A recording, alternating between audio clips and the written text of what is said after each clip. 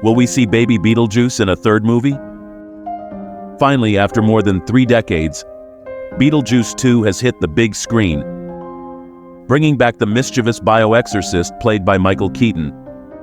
In this sequel, directed again by Tim Burton, we not only see the return of iconic characters such as Lydia, played by Winona Ryder, and Delia, played by Catherine O'Hara, but also a new generation is introduced, led by Astrid, played by Jenna Ortega, Lydia's daughter. In this video, we will be explaining the end of Beetlejuice and what he really is. Because in this movie we finally got to see part of his origin story, a mystery that existed in the Beetlejuice universe for decades. So if you want to know what exactly he is, and what could happen in the next movie with baby Beetlejuice, don't forget to subscribe to this channel. Welcome to the Oasis Geek.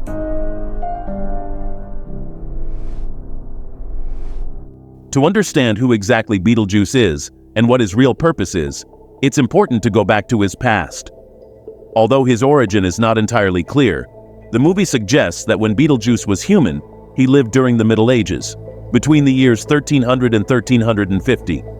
This period coincides with one of the darkest times in European history, the bubonic plague. According to Beetlejuice's own comments, he was a gravedigger during this period, which allowed him to thrive in the midst of the chaos and death that plagued the region. The bubonic plague, which decimated much of the European population, provided a perfect setting for characters like Beetlejuice, with his opportunistic and unscrupulous nature, to take advantage of the fear and devastation. Being a grave robber meant that Beetlejuice was likely to steal the belongings of the dead, a practice that was not only morally dubious, but extremely dangerous in an age where the disease was easily transmitted. He was successful for the number of people who lost their lives during that time, and apparently Beetlejuice was immune to the bubonic plague. In the midst of that pandemic, he meets Dolores, a witch who tried to steal his soul with poison, but before Beetlejuice lost his life, he finished her off and separated her. For this reason, Dolores bears marks on her body. Now, since the first movie, we have seen that Beetlejuice wants to return to the real world, and he is willing to do anything to make it happen. According to the stories, if this demon could marry a human, he would then be able to return to the real world. It seems that both Beetlejuice and his ex-wife were looking for the same thing: to somehow evade death, and this is where this story starts to make sense. Beetlejuice met his wife Dolores in a graveyard, a place full of dark energy and magic, where she practiced dark rituals with the bodies of bubonic plague victims. Perhaps Dolores offered Beetlejuice what any death-fearing being would desire: eternal life. However, this was nothing more than a death trap. Her promise of immortality through marriage was not what it seemed, and instead of granting him eternal life, she condemned him to the underworld, sealing his fate in the world of the dead by giving him poison. This tragic turn in Beetlejuice's life explains his obsession with marriage. He believes that just as he was bound to the underworld by a cursed marriage, he could use the same strategy to free himself from his doom. He thinks that marrying a human is his only escape from the hell in which he is trapped. This twisted logic shows the desperate and manipulative nature of Beetlejuice, who will not hesitate to take advantage of any opportunity, even if it involves deceiving others to accomplish his goal of returning to the world of the living. Beetlejuice has tried to get married several times because it is the only way to break this curse, or so he believes. In Beetlejuice 2, we see how Beetlejuice again fails in his attempt to get married and return to the world of the living. Despite all his plans and efforts, he remains trapped in hell without achieving his goal of escaping death. This sequel reinforces the idea that although Beetlejuice continues to search for a way to free himself, his methods are ineffective, and his desperation only grows. However, at the end of the film, something intriguing happens. Lydia starts having dreams in which she sees her daughter Astrid pregnant. In these dreams, Astrid gives birth to a baby Beetlejuice. Although the scene has a humorous tone, it also hints to something deeper. Throughout the film, it is mentioned that these dreams are not simply fantasies, but are actually Beetlejuice's attempts to contact Lydia from the underworld. This detail suggests that the demon is looking for new ways to connect with the real world, possibly through Lydia's daughter, and her potential rebirth in the form of a baby.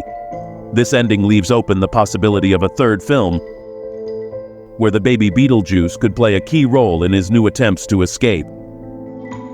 Astrid, like Lydia, has the ability to speak to the dead, making her a key figure in the connection between the world of the living and the underworld. While Beetlejuice is still trying to escape, Astrid has an encounter with a ghost who takes her to the other world, where they end up sharing a kiss. This detail is not trivial, as it shows the growing influence of the underworld on Astrid. In Lydia's dream, we see Astrid pregnant and giving birth to a Beetlejuice baby. This could be a representation of Beetlejuice's ultimate plan. If he cannot convince Lydia, then he will seek to manipulate Astrid to achieve his goal. The fact that Astrid has such a strong bond with the dead, coupled with Lydia's disturbing dreams, indicates that Beetlejuice could be trying to lure Astrid, perhaps with the intention of marrying her and using her as a means to have a child to help him escape from hell. In this second film, they explain that apart from a marriage, a person could give their life for another. So Beetlejuice now knows a new way to escape, exchanging his life for someone else's, and perhaps he thinks the proper way would be to be reborn as a baby. This is where this strange theory is revealed, and that is that the third movie could somehow show us Beetlejuice coming into the real world as a sort of demonic baby, something we already had a glimpse of several times in the movie. Beetlejuice, always cunning and manipulative, seems to see this new rule as an opportunity for his ultimate plan: to be reborn into the real world as a baby, a whole new cycle. I think this second installment has shown us that Beetlejuice still has a universe to expand, and we are eager to know if we will actually see baby Beetlejuice, and if our favorite antagonist will finally escape from his eternal prison. I think the acceptance of this second film within the Beetlejuice universe practically guarantees the production of a sequel.